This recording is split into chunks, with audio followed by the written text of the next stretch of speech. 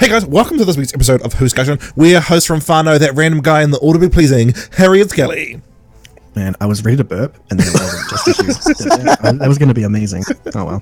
Well, all right. And joining us from Ultimation Studios is the Late Crow. The Late Crow, tell us a little bit about what you do here on YouTube. Hi, yes. So I have a YouTube channel called Ultimation Studios, on which you can find various short films, sketches, and little bits and pieces that I have created with a group of friends as I work my way to being a better filmmaker and writer. Yes, and one of his recent releases, The Secret Meeting, I thoroughly suggest. All right, on the bracket today, for Part A, we've got Midnight, followed by Turn Left. For Part B, we've got The Red Lady. We sure do. Followed by The Mutant Phase. The Red Lady is an 8th Doctor adventure picking up from the 11, with The Mutant Phase being a 5th Doctor and Nissa adventure picking up from a story that could clearly never be translated to film without a significantly hard R. Midnight. Midnight really intrigues me. I'll get through the synopsis first, but I definitely need to dissect this one. It starts off with your normal Russell T Davies fare. It's the future, but it's contemporary. I don't know why New Who did this. We'll talk about that. we'll talk about that. Donna's sunbathing under Harriet Skelly's favorite new word, extonic radiation.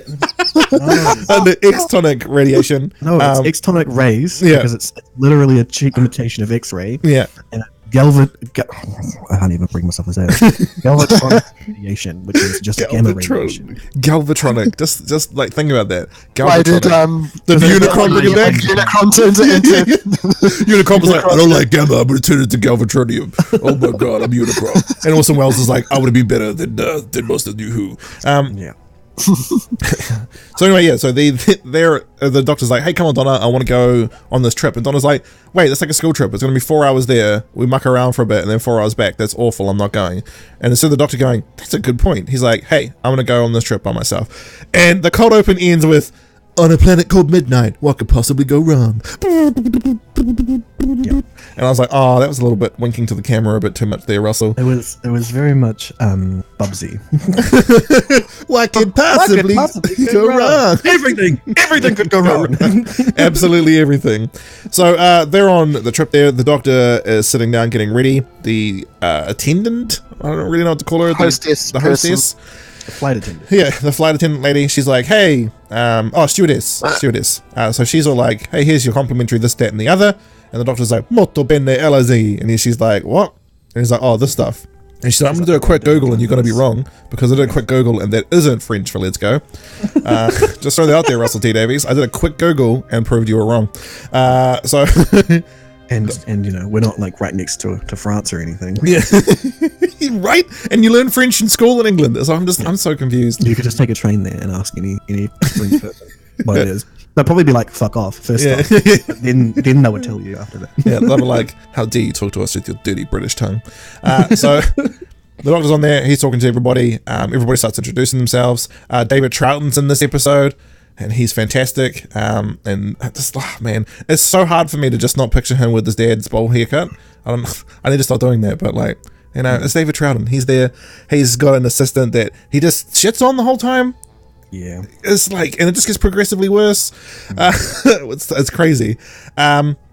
So the doctor's like, oh, hey, I'm, being all friendly with everybody. There's this lady, Miss Silverstreet, and she's like, I hate life. And the doctor's like, fair play. And the stewardess... Why are you on this adventure then? Yeah, why are you in this adventure? What a buzzkill for everybody. Like that one person that's just like poisonous, the whole, like, everybody else is trying to have fun. She gets better. Yeah, she does get better, but I'm just like, don't go on a thing where people are planning to have fun and be a dickhead. Like, yeah, that's just not cool. So anyway, the stewardess goes, hey, here's all these different things that they start playing. Now it's the far future. So why don't they just like have private telly screens or something? I'm so confused. Or like, they got little wristwatchy things that are complimentary that they can just watch anything they want on, and it's AR, so only they can see it. But instead it's contemporary far future. I'm just like, I don't finish. Oh, sorry, you first, like Crow. And Merlin pulls out headphones, which is clearly obviously got to be it is Merlin. I was thinking that. Is that Merlin that whole time? That's Merlin. Oh my So goodness. yeah, should have just played on their devices or whatever. Yeah. Why does he Cell have phones don't exist apparently. like analog sound will just always be superior to we and figure out a way of doing encapsulation that doesn't lose quality of sound. In the far future, we've probably already done that. So why is he still using 3.5 mil headphones? Why are they even like having to put things in at this point in history? Yeah. They should have implants that they just like tune to the correct channel. Yeah, so like the Cybermen episode on a version of Earth that's like meant to be a little bit ahead of us. Only a little bit ahead of us. Yeah. Yeah, like shows that aren't new who they project that stuff happening like a mere 100 years from now. Yeah. This is like what, thousands of years in the It has to be future. thousands of years in the And future. all they think that we've managed to do is leave Earth. Yeah. Like that's basically it. They're talking about like just regular glass and regular cameras and regular footage, and they're all wearing normal synthetic clothing. They're not wearing anything crazy. Yeah. You know, Sylvester's reading a real book. You know, she's not reading- You're gonna hop on that for the whole time. I can't. She's reading a real book. The whole thing is just so dumb when it comes to that. Yeah. Just continue with the synopsis before I completely rage. Yeah, okay. So the Doctor sonics to turn everything off, and Sylvester's like, I like this dude, he gets it. And the Doctor's like, oh, maybe we could just talk to each other. So the Doctor starts having a conversation with people. The assistant's like, hey, I'm going to mention the Lost Moon of Poosh. And the Doctor's like, oh, hey, I'm not going to bring up the fact that lost things keep happening this season. And like, just, you know, Russell did do foreshadowing well, I feel. He did. And so... Except for that whole, you know, face keep showing up on all the screens. The one that made you rage every time you saw it. Oh. Like subliminal anger. Yeah, yeah. Oh, Rose, stupid Rose. So they're like, oh, this is really happy-go-lucky. And then the engines fail, and the Doctor's like, that's a bit weird. And he goes, hey, I'm the inspector dude. And she's like, that psychic paper still works on future people. Surely we would have been like, you know, Russell, you imply we start getting more psychic in the future. And so did Classic Who. So remember in Classic Who, where there were those human, like, poor people, and they like were exposed to that radiation that turned them into literal gods? It was called it was actually called the mutants. So, you know. So there we go. So the Doctor's like, oh, hey, what's going on here, fellas? And the fellas are like, hey, I am the accountant from Black Books. And he's like, you are the accountant from Black Books. He's like, I'm so glad you recognized me. And it's like, oh, man, so good. Yeah, what's going on in here?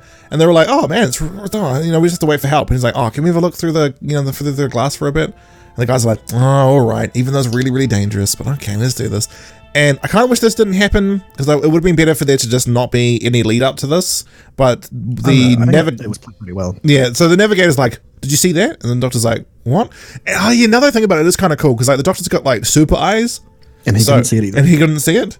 So, and like the fact that it was never expressly shown exactly what it was is perfect. Yeah. Oh yeah. Then even EU don't touch this, and BF, I love you to pieces, but just never revisit this creature. And he's. Well, I mean, the thing is, like, you can revisit this creature, but still never ever show it. And in fact, showing it in doing it in Big Finish. Better. You should never be able to see it. Yeah, exactly.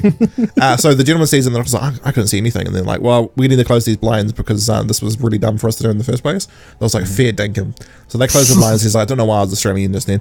And he walks down and goes, hey guys, all good. Because I'm an air hostess. Yeah, exactly. Oh, that's what it is. So Janet Fielding appears, and she's like, crikey, and then she disappears. But that didn't actually happen. I love you, Janet Fielding.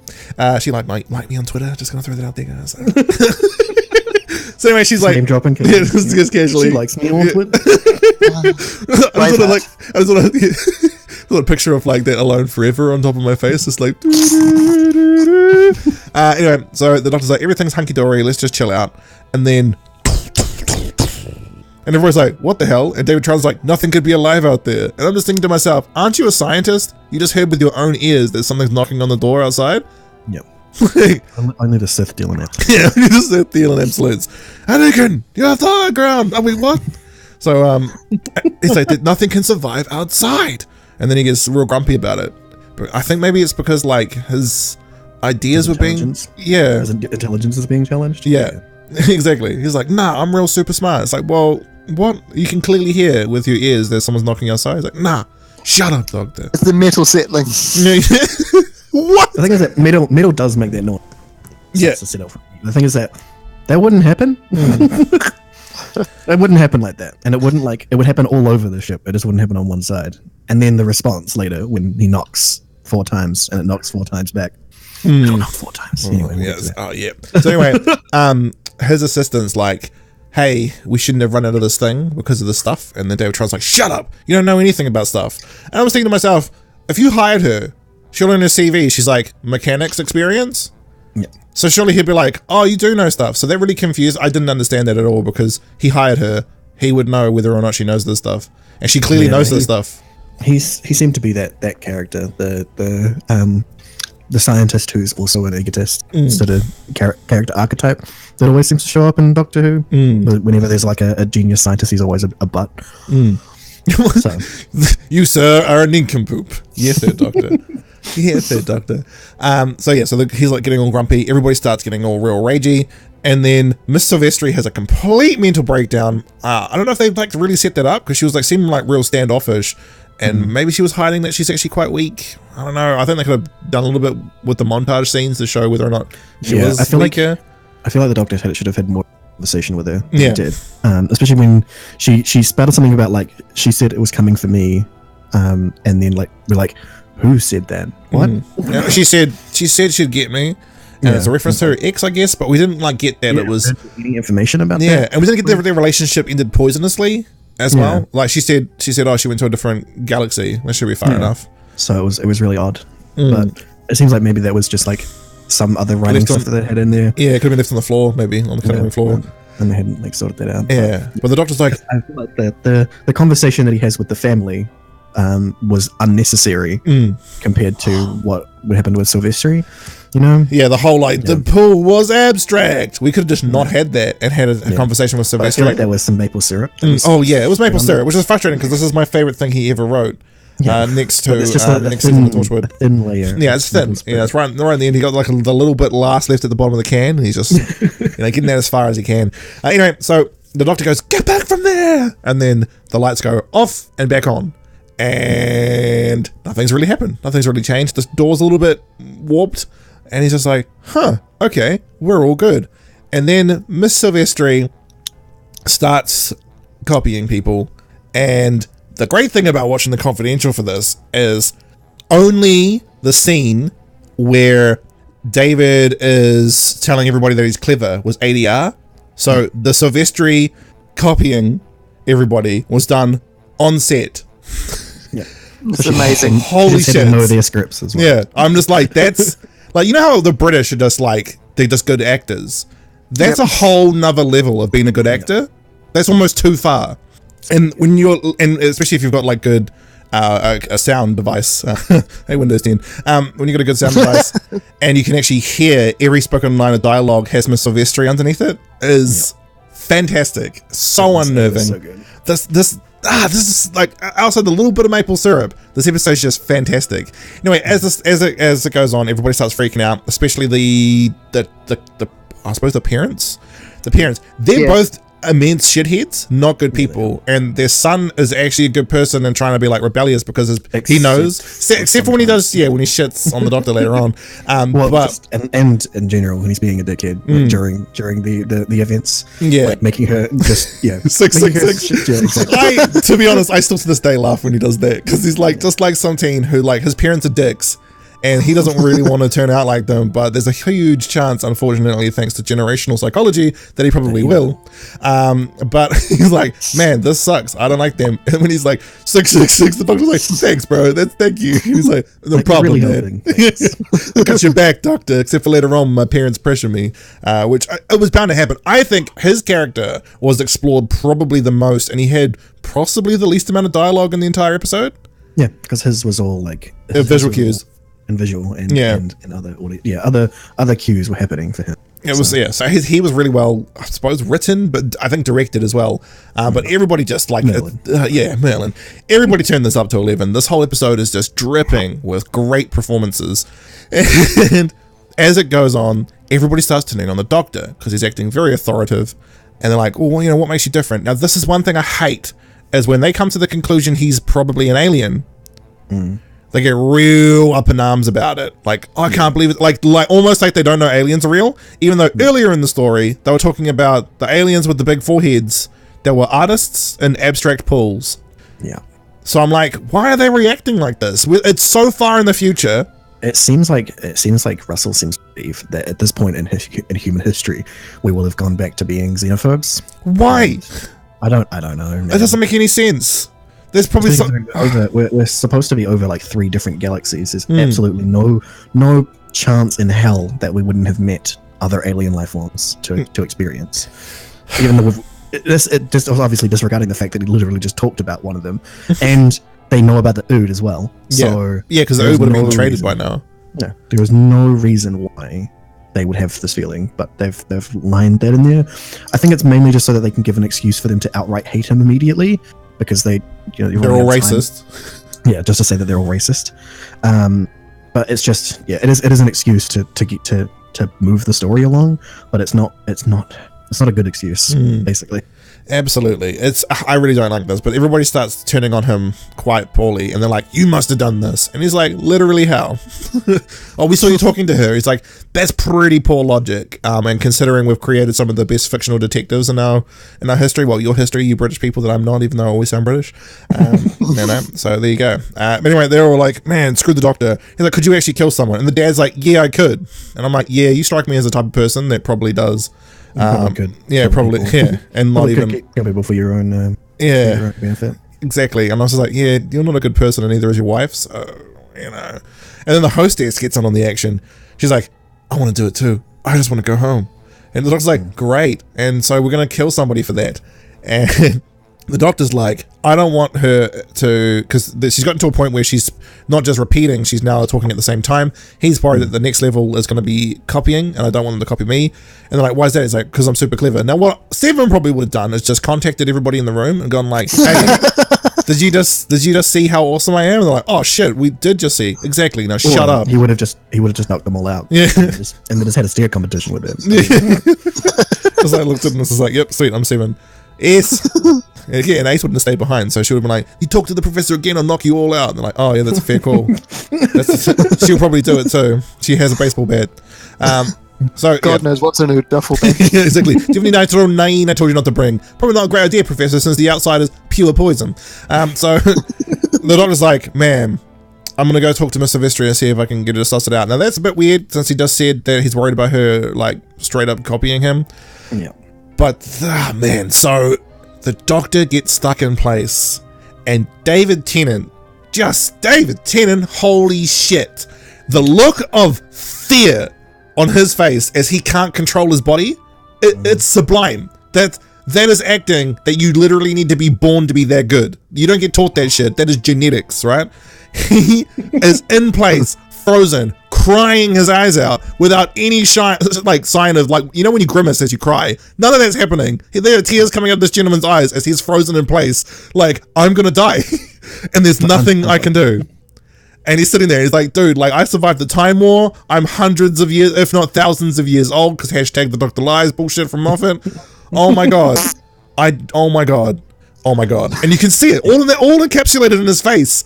And they're like, all right, oh, you're safe now. Come here. Oh, come here. The mum's trying to be all like, oh, come here. I wasn't thinking about murdering you. 10 seconds. And she's like, he's been out there in the cold and the dark, and Miss Silvestri, the actress who's playing her, that alien monologue she gives, and it's like the hostess is the one person who's like, she's not talking like a normal person. Yeah. And everybody else isn't coming to that conclusion. And the hostess is like, yo, somebody listen to me. And it was established earlier that people just don't straight up listen to anybody in this. Yeah. She's like, she's not talking like a normal person. And then she says, molto bene.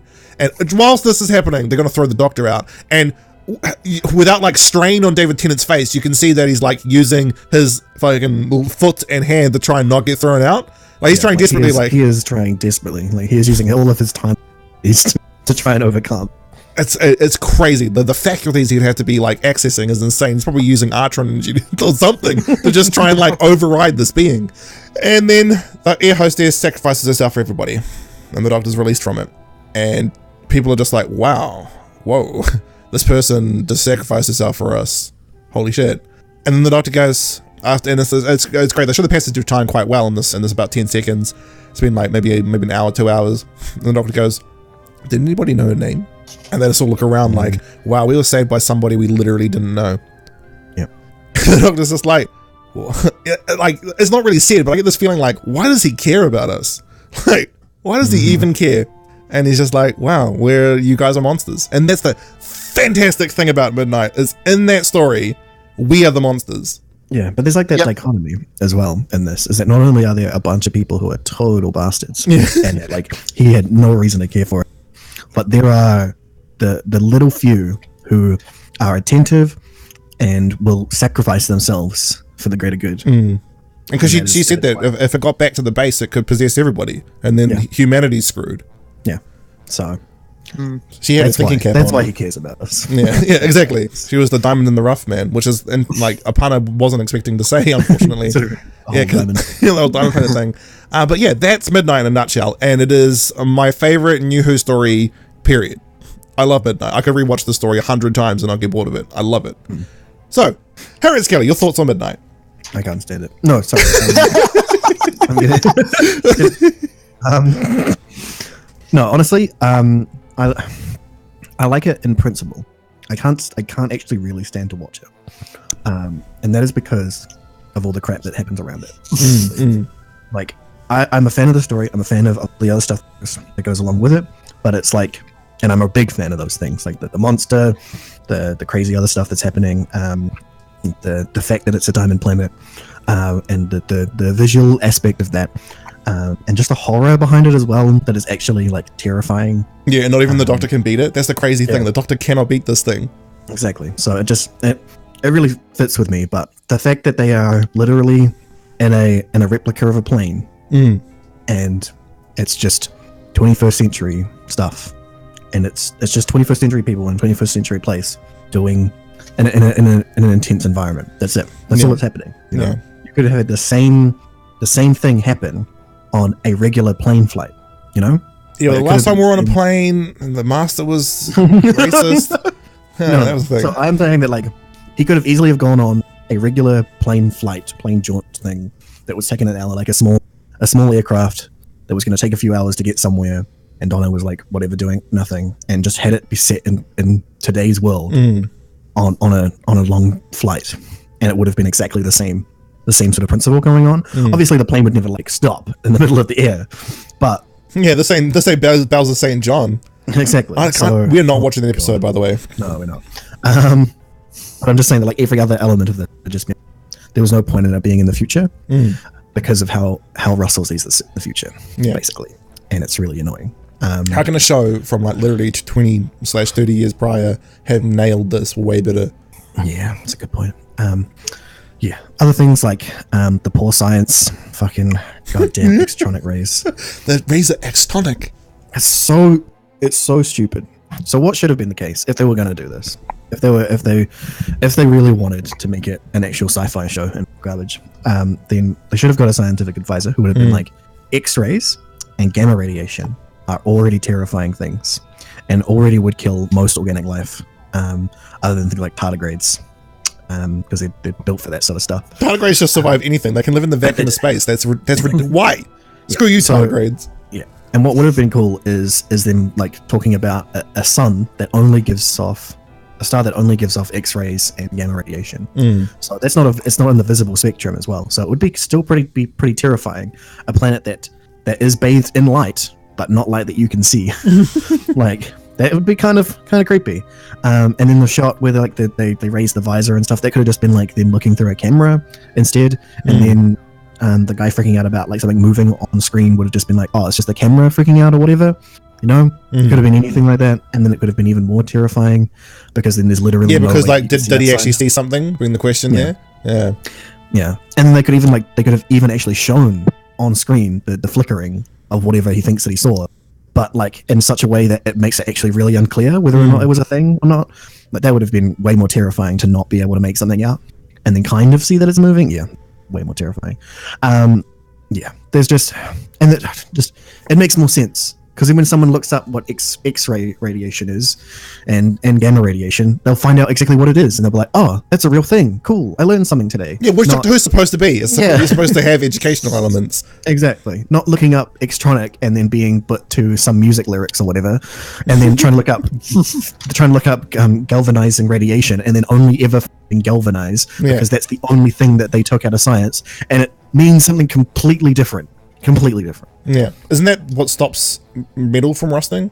Well, it's just so galvanization is it comes in a whole bunch of different kind of flavors, but yeah, in effect, it is the method used to stop rust, but it can mean a lot of different things, like galvanizing zinc, and running current through stuff so that rust never forms, no oxidation. There's a bunch of different ways to galvanize stuff, but that's it. It's an idea, a concept of doing something to prevent something. It's not. There's no radiation that does that. Yeah, I really wish they had a scientific advisor because then we could have just had like less maple as well, which would have been great. Less maple is always a positive thing, isn't that right? Third season of Torchwood. So I think he got reined right in when you look at season 3 of Torchwood. I think he just ran out of maple syrup. Yeah, maybe. There we go. He was all out. It kind of seems what it is. He was like, Mark, I'm passing the torch. Mark was like, oh, I can't wait to write Victory of the Daleks. And then he did. He wrote fucking Victory of the Daleks. That's not all he wrote. Holy shit. Agatha Christie was last week, all right? Agatha Christie was last week. Okay. No, I'm not even looking at that. I'm looking at what he did in the future beyond freaking Victory of the Daleks. Oh my god, that stupid like CGI dog episode in Sherlock. Oh, I hate you so much. That's still not the one that I hate even more than that he's written. Oh yeah? Lay it on me, kiddo. Okay, brace yourself, because I feel you're going to flail and groan. But remember that Mark Gatiss wrote the Crimson Horror? I hate you so much right now. I hate everything you ever stood for. He wrote the Pyramids thing. Oh my god, shut up! Alright? Let's stop talking about Mark Gatiss, alright? I hate you so much. You're a good actor, Mark. You're a good actor. You are a fantastic actor, actually. But he wrote Fine for Big Finish. Yeah, what the... And he wrote one good Doctor Who story. Yeah, he wrote Empress of Mars, which was great. But like for the EU, you write well? That's not... Mark, I'm not okay with that, alright? Write well constantly, not just for the Doctor Who. You know, I'm starting to feel like though, Mark, it could have not been on you, but you did write that dumb CGI dog episode, so I still hate you. The Late Crow, your thoughts on Midnight Azaze? It was a good time. I really enjoyed it. Yeah, there is the maple that you have to kind of you don't have to wade through, just kind of like a small puddle, you just kind of step over it and just get to the good stuff. It's kind of like this. If you put a little bit of maple syrup in your pancakes, they taste good. If you drown them in it, it's kind of like not even having pancakes. You know what Denny's does? Drowns them in it. Grand slam. Grand slamwich. The grand slamwich. I can put some pancakes inside your grand slam. Oh, yuck. Why would you... The Macca's hotcakes with just maybe 4 of the things instead of 2. Oh man, Macca's. Just when you say Macca's, it reminds me of why I don't eat it. Just saying its name annoys me. But no, Midnight, yes. I really enjoyed it. I love the fact that, I mean, yeah, it's dumb that it was set in the future when it was so 21st century, but I really appreciate the fact that 90% of the story is in one location, which is real. That hasn't really happened since the second Doctor. So that was really good. It's really like, it's kind of like a stage production. Yeah. You could absolutely pull this off on stage. Oh absolutely. God. Yeah. Oh, man. Yes. Oh, yes. Yeah. It could be Arto Theatre, so you come blazed, and then theatre of pain. Interesting concept. Yeah. So, any other thoughts on Midnight before we move on to no, you've covered all of it, really. Yeah. Russell, get a science advisor. Oh my God, Chris Chibnall. You better have gotten a science advisor, and it better have been Brian Cox. I want to watch like the new version of Confidential, whatever you guys make. Because Brian Cox going, the universe is so vast. It's like, imagine something big. It's bigger than that. I'm Brian Cox. That's all I want. That's all I want. Brian Cox. So Midnight, I love Midnight. And I know I said earlier it's my favorite thing in New Who, but God Complex is pretty good too. And I can't wait to talk about that. But I don't know. Midnight, I think it's like sort of stands the test of time. In saying that though, we're gonna move on to Turn Left. Another story I think is good. Who wrote this one? It was maple syrup? What the fuck? What? Needed 2 back-to-back. No, the universe doesn't make sense anymore. I mean, to be honest, about him running out of maple syrup. Yeah, and to be honest, the finale of series 4 is actually pretty decent. To be fair, not as good as these two for sure. But still pretty decent. Davros. There's blobs of maple syrup. Yeah, exactly. Like the final, like when you have to shake up the jar and just really almost throw the jar at your dish. Yeah, really scraping at the bottom of the barrel. Yeah, exactly. Like when he clones the Doctor so that Rose can have a boyfriend. Shut up, Russell. I hate you so much. That was the last bit of maple syrup. Yeah, that was the last bit getting out. Before Master. Before the Master learned the Kamehameha from Musa Roshi on King Kai's planet. He went to King Kai's planet after he died, and he was just like, "Hey, there's Lieutenant Roshi here." He's already dead. So Yeah. And Lieutenant Roshi was like, "Hey, kid, you had a wife this time." And then there's the Kamehameha wave and the Kaioken off screen, and then he fights the Doctor. And using the Kaioken and the Kamehameha wave is how he clones the whole world into him. He's Cell. He's Cell. You need to animate this. Yes, please. We need to do that. Yeah. So, who was doing turn left? Harriet Kelly. Take us away. Oh yeah, I'm doing turn left. That's right. Okay, so they're in Chinatown. Space Chinatown. Isn't that your favorite thing? Don't you love it? There are some real big dollops of maple syrup. Yeah. But we'll get back to that. So Chantho is there somehow. Oh my god, no. It is actually the same actress. Yeah, it is her, eh? And she's just somehow bad in the story. It's really weird. It's the director, I think. Yeah, it is very much the director, but yeah, there's a lot of stuff. But anyway, she's like a fortune teller now. She's lost all of her mandible stuff. This is the master killed her. Well, she hasn't gained them yet, right? Because it's the past. I guess, man. Anyway, it's like a descendant of Chantho. Anyway, ancestor. Anyway, she's a fortune teller. She's offering to do Donna's fortune for free because she's got red hair, which I guess is kind of. Yeah, well, in Thailand, red hair is seen as like a thing, and so in ancient multiculture as well. So yeah. So I'm thinking that's possibly the deal that they were going for there. Yeah, but I read it more that she'd picked up on something about Donna and was just spouting bull poo to. Yeah, because she works for the trickster. Yeah, so that's exactly what was happening. Is that she was doing that stuff. Yeah, but it is funny that it actually fits with that. But anyway, so she sits down, getting her palms red, and the fortune tellers are like, I can see the future, not the past. And I'm like, that's not what a fortune teller is at all. Yeah, exactly, anyway, right? Because they're meant to make up vague things about your past so that they gain your trust. So. Exactly. But anyway, she is like getting Donna to talk about her past, and Donna legitimately actually goes into her flashbacks, which is really funny considering the bad flashbacks we've had previously. But anyway, she goes through basically how she met the Doctor and all that sort of stuff, and eventually the fortune teller is trying to like get to the very moment that she went on the track to being with the Doctor, right? Which apparently is when she was going to turn either left or right at a T-junction before going to either stay at a job with H.C. Clements or move to a different job, basically, in a different area. Now, I got to say quickly that humans make countless decisions every day that could easily have changed the entire history of events. So there's probably at some point, particularly when considering that the only reason that she met him was because she was the one that that guy was putting the radiation stuff into the thing stuff, the Artron energy or whatever into her.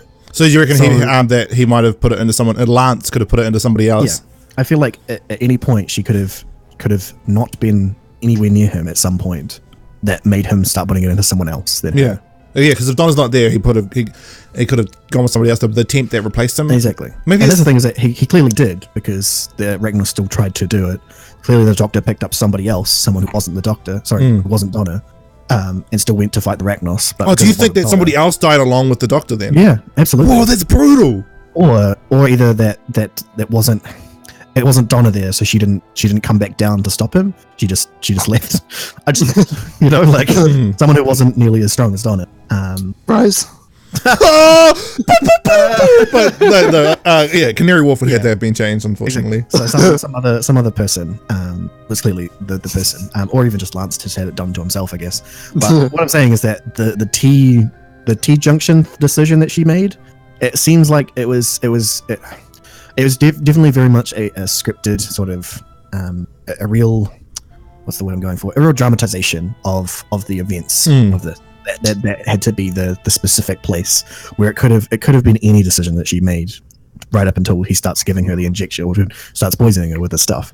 So I don't know. That's just me, but it still works as a concept. Yeah, I just don't think it works as well, because she had two job opportunities. One was going to get her poisoned by her potential husband, and one wasn't.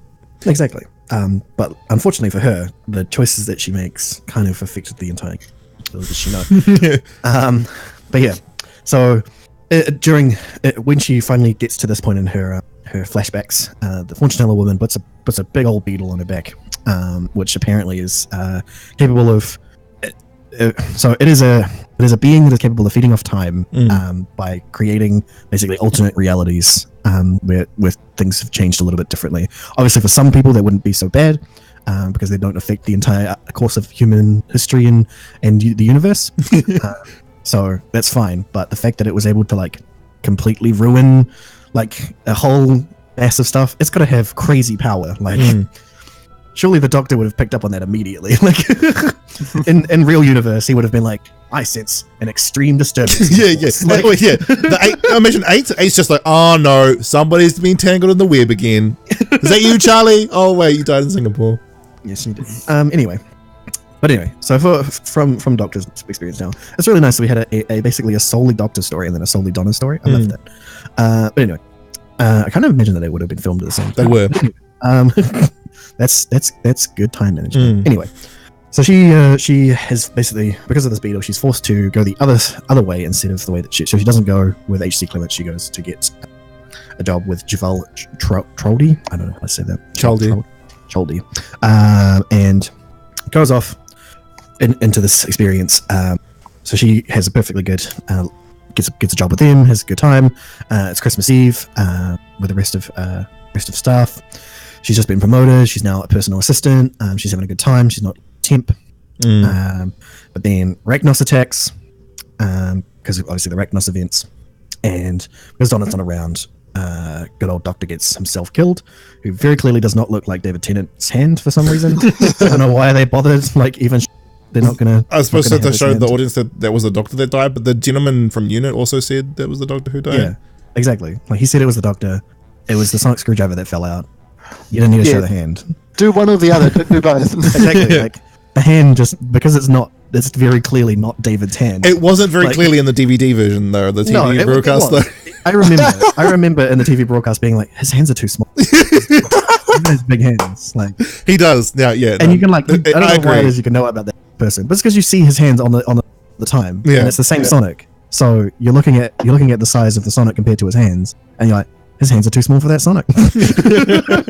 I never noticed that, just saying. Well, I guess I'm just that kind of person.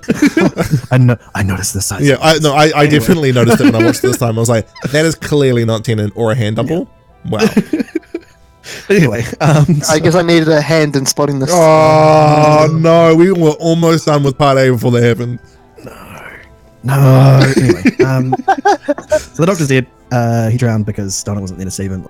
Whoever was there did not really think that it was time to stop, I guess. And then the worst part of the story happens, but we're going to ignore that for a second. Can we just ignore it entirely? Yeah, I think we'll just ignore that entirely. She's just not fantastic. This episode got 100 times better. I know, right? And then because of the Thames being drained, and people just like freaking out, which I guess really did actually happen. Yeah, I love this. It would have actually happened because the Thames is an important place because barrages still go through it. Exactly. So they still would have had a big deal. The Thames stuff. So a lot of people lost their jobs. Particularly Donna was fired, but she has a bit of a go because things for her.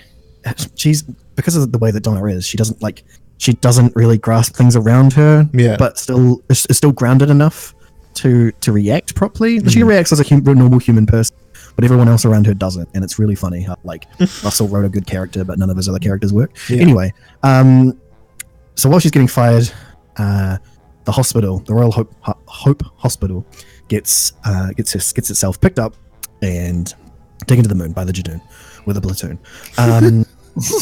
Yes, by the rain, and then because the Doctor wasn't there, there was no chance for them to. Well, they didn't save it in time, basically. So obviously the Jadoon still found plasma somehow. I guess thanks to Sarah Jane Smith at some I guess Sarah also managed to turn off the she has a sonic lipstick as well. So she does have sonic lipstick, so I guess that makes sense. But yeah, that's basically what happened. So we get a news broadcast explained to us where the talking rhinos, the Jadoon, he came in and did all the stuff, and Martha Jones had died in it because she gave her oxygen tank to this guy, who's the same actor that we saw which is good Yeah, work. there's Anyway, a great world building, RTD. Thank you. good stuff. But then we also get news broadcasts where Sarah Jane was also found in the wreckage. I'm not sure exactly why that was pertinent other than just to the audience, but I guess that's basically the point. But then I'm also thinking, so the reason why she was there is because the doctor was dead, right? The only reason that Sarah Jane was even in London for this was because of that. So I'm guessing that She does live in London, though. She lives in... she does live in London, but I mean, the only reason that she was in the hospital was because the doctor was dead. So she instead found the readings that the doctor was looking for instead of the doctor. If you get what I'm saying. But I wonder if she brought the kids with her. She did. She totally did. Yeah. All the kids died in the hospital. Yeah, it's brutal, man. I was like, whoa.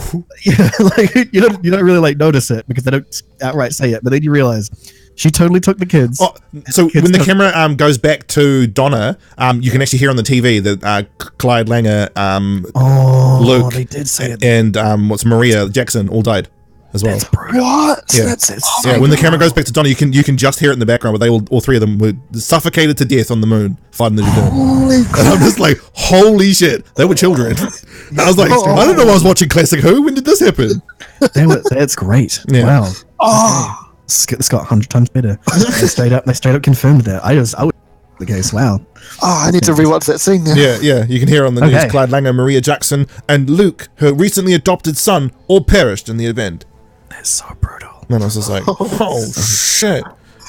Yeah. The thing is, though, is that also for me, you know how the Trickster was trying to kill Sarah because of her potential energy? Yeah. And the Trickster created that insect. Yeah. The Trickster was using Donna to get rid of Sarah Jane. Boom. So good. I was just like, oh, this is awesome. Why was torture so bad then? Yeah, that's actually really good. But yeah, then Donna is like, Donna is just like not really accepting of what's happening. She's like, you know, people still died, and she's like, yeah, right, fair enough. So she's dealing with it. Eventually, she got a raffle ticket when she was leaving, when she was fired. So she basically like loaded up a box full of people's stuff from her office as she was leaving because they were all distracted. I'm like, I would do that too. Yeah, just straight up. Donna, people have been taken to the moon. I don't give a shit. I'm leaving. Let me guess. Like, you're firing me because you don't have the money, but you're keeping all these other useless bastards on. What is this? Cliff, what do you do? I'm sorry, Cliff. Actually, no, I'm not. What do you do? Yeah, it's so good. And then she like sasses at everybody on the way out, like she's been stealing stuff. And then yeah, it was a good time. But then things start to get real. Yeah, right at this point, basically. Oh yes, Sarah Jane. Things start to get real. So she's got one of these. She got a raffle. Luckily, somehow, I'm not going to name who did it, but anyway, this is a winning ticket and it lets her go Christmas holiday to the English countryside. So on Christmas Day, because the doctor's not around, the old Titanic falls on. Yeah. It falls on the palace, and we get some really silly shots where like they're showing it on TV of it falling through the atmosphere, and they're like, it was satellite footage, and I'm like, no, it's not. No, that's the footage from the episodes. Yeah, like, you didn't need to show this one. Like, I like that the Guinevere satellites are still called the Guinevere satellites because the Master never came, so we don't have the Archangel network. Yeah, that is pretty good. That because in this universe he never got that means the Master in this universe is just the universe. Yeah, he's just gonna die of an old human age. Universe without the Master or the Doctor. Yeah, it's not a good thing.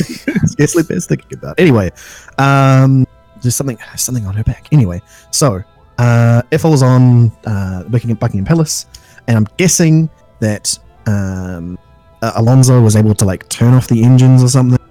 I'm really grasping at straws here, but has managed to make it so that it's only a single nuclear bomb that goes off instead of this nuclear storm crap.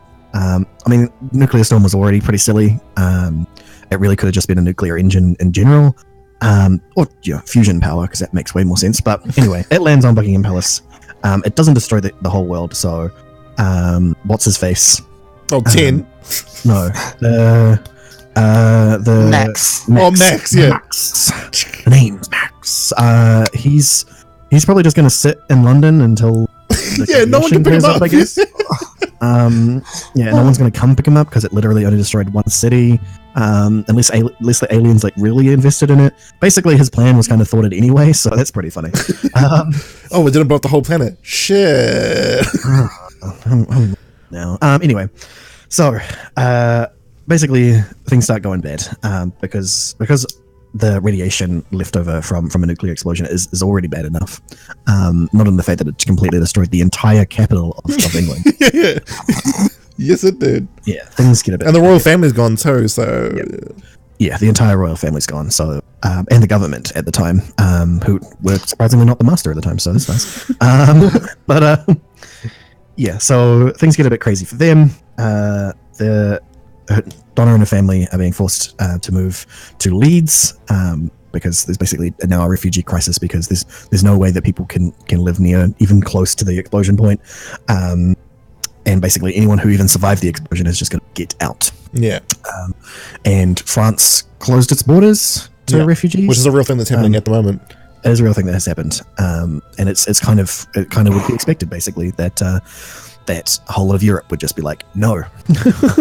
So, considering Britain have currently also been like, no. So that's what you get, pretty much. Anyway. Hey, you guys remember the War of Roses? Because we all do. So they get allocated to a house in Leeds with a bunch of other families that live inside of it. Is that basically it's a refugee crisis over the entire of England. As the southern England have to come up north, and I guess the Scottish and the Irish must be having a really good time with that. Like, you need us now. Anyway, hey, you guys remember the Blight famine? Anybody? Then United States, I'm guessing, pledged to give 60 million, give a bunch of money to Britain, as you know their fatherland, their home. They're super allies now. As well. So they were totally going to give money to them, but then apparently the Adipose have killed a bunch of them. Not sure how that would stop them from being able to send aid. So it would come to them first. So I can't remember when it was, but there was a natural disaster in America, and so they couldn't help another country that was having one at the same time. So they were supposed to. I guess it makes sense. What it was, but it's just that it would.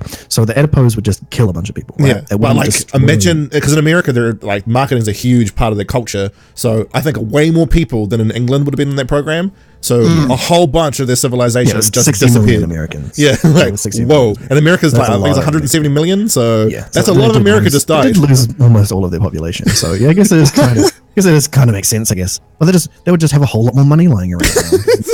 Yeah, have to pay anybody. They would lose quite a bit of money as well, because if they were like important business people, it's all over. It would have been pretty good. Yeah, I guess that's fair enough.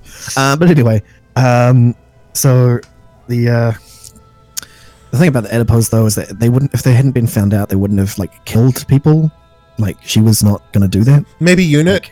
Maybe found out about it, or I mean, America's got the FBI and stuff. I mean, they got pretty strict regulations on things too. So although RTD's version of America is pretty funny. So maybe not, but yeah, I guess so. I guess that is kind of what they're going for. But anyway, so they kill a bunch of Americans and turn them all into Adipose, which is actually a pretty humorous sight to see on the news. But anyway, then later, the Sontarans activate the Atmos stuff, which is really weird that they would do that, considering now there's like going to be barely any cars around, considering all the losses that have been happening. Yeah, I don't imagine that the Sontarans would have had much of luck with this, and also considering that kid would have been killed as well, because he was in London, right? Yeah, right. So the guy who manufactured all of the Atmos, I mean, they would have just gone somewhere else. They could have reached out to somebody else. Yeah, it would have taken them a lot longer to set it up. I feel like at this point they probably wouldn't have even bothered to try and do the Atmos stuff. Yeah, and there's so many planets out in the universe. Like, come on. They would have just invaded at this point with Earth this weekend. This weekend, yeah, they would have just turned up and started fighting us. Yeah, but then apparently it's explained that that the Torchwood team got on board the Sontaran thing, which somehow, and they're the ones that did it. So I'm guessing. But Jack's got the Vortex Manipulator Sonic Screwdriver edition. I mean, I guess the kid moved to Cardiff, maybe. And but hold on, but the only reason his Vortex Manipulator works again is because the Doctor sonicked it, but he couldn't have done that if he died. No, but he also used it in Cyberwoman, which was before the Doctor sonicked it. Yeah, he did. So it's a little bit ridiculous. But anyway, what I'm saying is that it's really ridiculous that it was Torchwood. It should have been the other unit team, because they're the ones who originally found out about it in the real thing. Obviously, Martha's not there to be a part of it, but there are still the Brig, Benton, Liz, everybody. Yeah, exactly. They've all experienced the Doctor. Low-key name drop Colonel Shawtree. Why not? Everybody is still there. Everybody, come on. So it really gets me. It really, really gets me. Anyway, so apparently Torchwood will die as well, which is fine. It's not nearly as bad as kids straight up dying. Right. Yeah. As their like literal blood vessels started popping due to the pressure. It's great. It's pretty brutal. I need to think about that. Thank you. So apparently, Donna gets explained that she has known the Doctor and she's the reason that things are bad are happening because she didn't do the thing that she's meant to do, and if she doesn't get back to her proper time, then everything's going to get wrecked, because every single universe is going to die basically. And Donna's like, "Who are you? Why are you even in this?" And she disappears because no one knows. And Not even knows.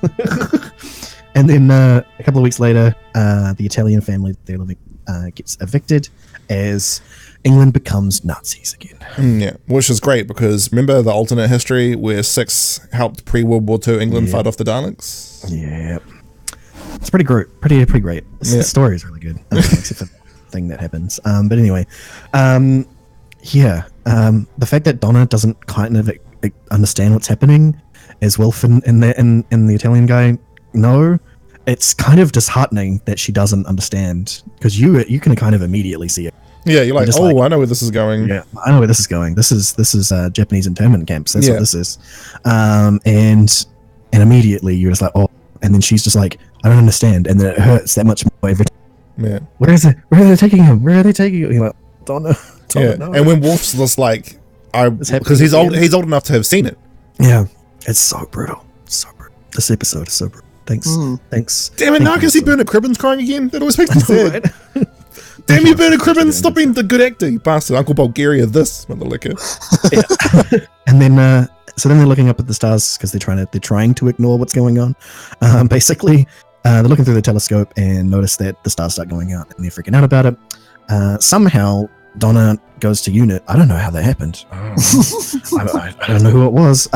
She gets there. Unit are all like, hey, we've got the TARDIS, and it's dying. It's not big though. It's kind of weird. Take that, Moffat, you liar. Yeah, they're basically like, we've figured out its perception filter. Would have really helped if Torchwood were around for this, but hey, who cares? Who cares about them? It wouldn't have been cool to have. Oh my god! I just realized the Sontarans took Jack, right? And they're really good genetic engineers. Yeah.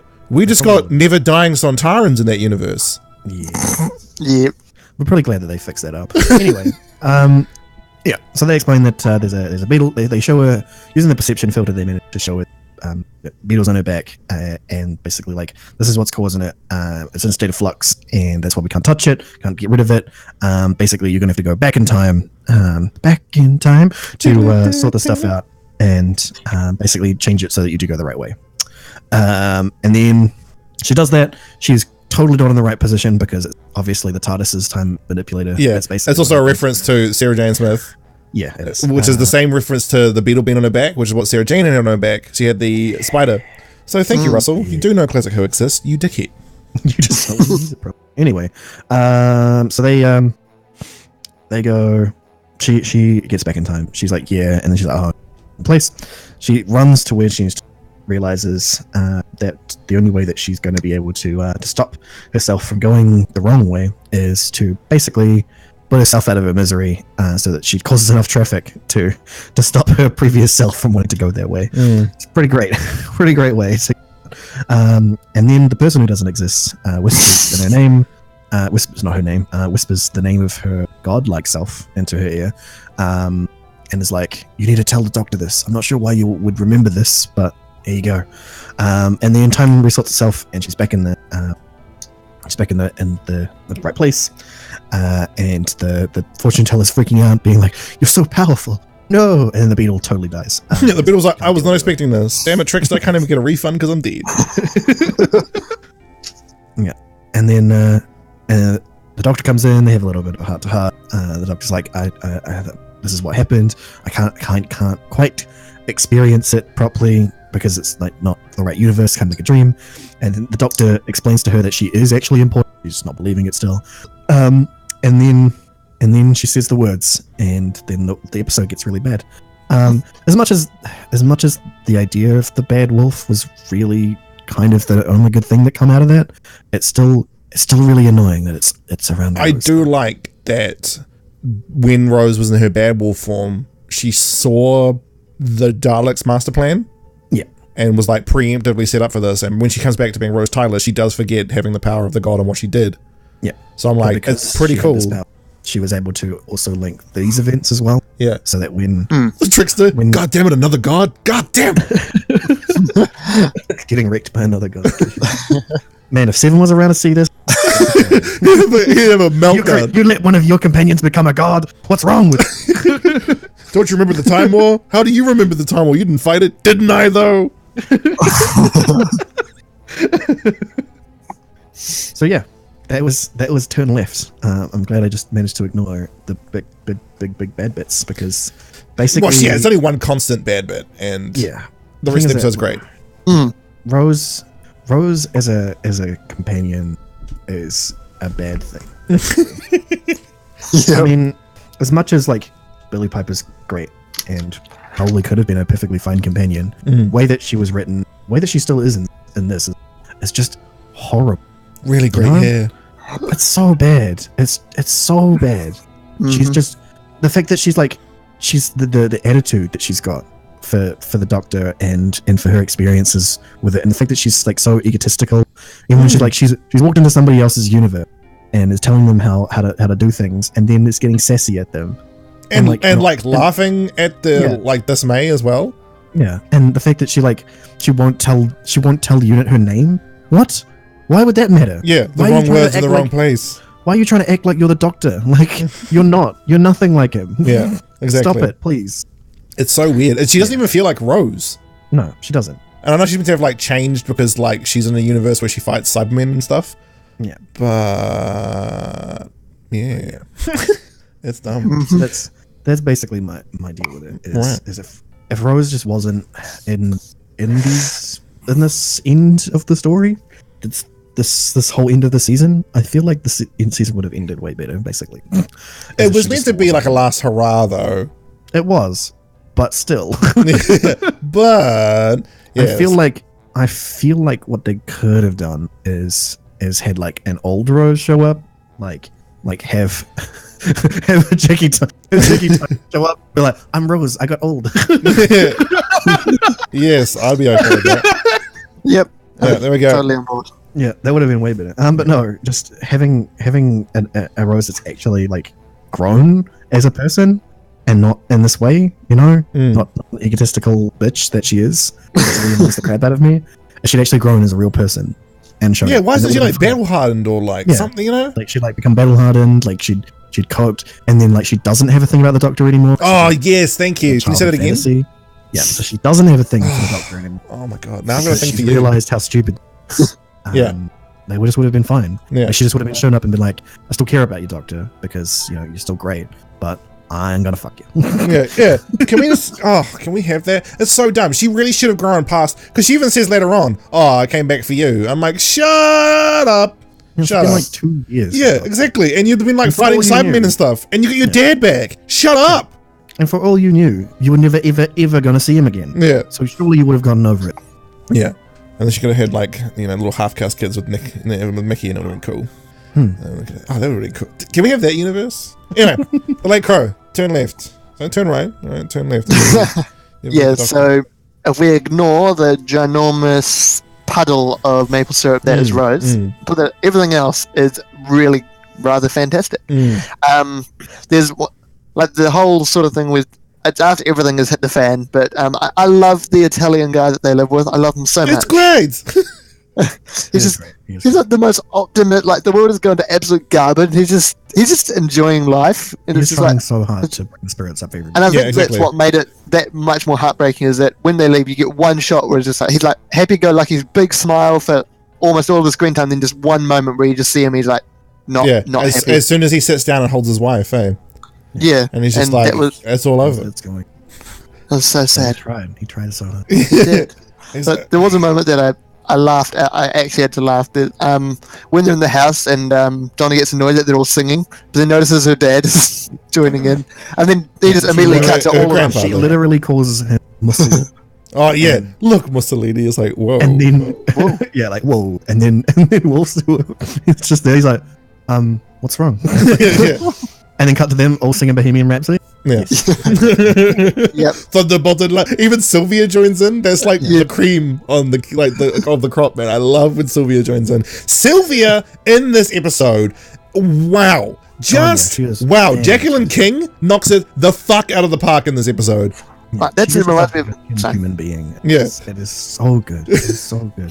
How well she portrays that. Yeah. It's like the fact that you know that that they explain the fact that her dad died, but because the world just got terribly worse after that fact, it just weighs on her so much. You can see it in her face. And then the point where Donna's like trying to like apologize for being a worthless child. Yeah. And Sylvia's just like, yeah, I know. And it's just like, holy crap, she has really lost it. Yeah. Oh man, when Donna leaves her job, and the whole like incident on the TV's playing, and she goes, I thought you would have been more pissed off that I lost my job. And she goes, to be honest, Donna, I've given up on you. And it's like, whoa, holy shit. Yeah. Whoa. It's so like Russell works, I feel, when he explores humanity. I don't think he's good at science fiction writing at all whatsoever. And that's why I think Midnight works outside of the bad science, and this works because it's just like the exploration of the human condition. Exactly. He really should have been like co-writing with like a science fiction writer. Yeah. He does. He can do good drama, but just not sci-fi. Exactly, and that's why like I think series 3 of Torture works, because he was doing the whole like drama thing again. But then it was just a big drama thing that someone gave him, and then he just worked drama into it, and that's what he needed. He just needed people to give him that, and that's what Turn Left and Midnight basically was. Is someone clearly gave him these great ideas, or he got them somehow. I'm not going to say that someone straight up gave it to him. Julia Gardner, please do a good season finale. He somehow came up with these great sciencey ideas and just off them into a good drama story. And this Turn Left is definitely one of those where he gets to explore what would have happened without the Doctor and all these events, and then go into a very deep character drama about it. It's so good. We're like because of like what the Doctor's been doing since the war, right? Since he fought the last Great Time War, he has become unfortunately too connected to us, and removing him shows that we're now in a situation that literally Harriet Jones warned us about. If we rely on the Doctor, we will be fucked if he dies. And when he died, we were fucked. So him shitting on her in the Christmas special was a dumb move because she was right. She was right. She probably should have laser beamed a refugee ship though. Yeah, that's kind of the thing though. At the end of this is that when she comes back and she's like, I was still right though. Yes, we know who you are. So yeah. Anybody else got any more input on 10 Left before we move on? No, I'm good. Cool. Those are 2 fantastic episodes, and we got a happy part A. Yeah. And our next 2 episodes will be Stolen Earth. Yep, and Journey's End. And Journey's End. There's a 2-parter, so then we can also do the next Doctor, I guess, if we wanted to. Okay, yeah, I like the next Doctor. So if that's okay with everybody, I'd be keen to do it. Yeah. We need to remember though, the next Doctor is really long. It's a feature length. As a feature length. So maybe not then. Yeah. We'll just do Journey's End. And I agree. Stolen Earth and Journey's End together, and then we'll do the specials as a special. Yeah. Oh well, that's the thing though, as we actually have to watch Sarah J. Smith and Torchwood before we watch the specials. Exactly. So there you go. So there we go. So we'll do Stolen Earth and Journey's End, and then we'll to Torchwood. And I hope Sarah Jane's first. So there we go. Anyway, guys, thank you so much for joining us for a positive part A for quite a long time. And I think there'll be another one next week. Yeah, exactly. So we'll catch you guys then. But stay tuned for part B.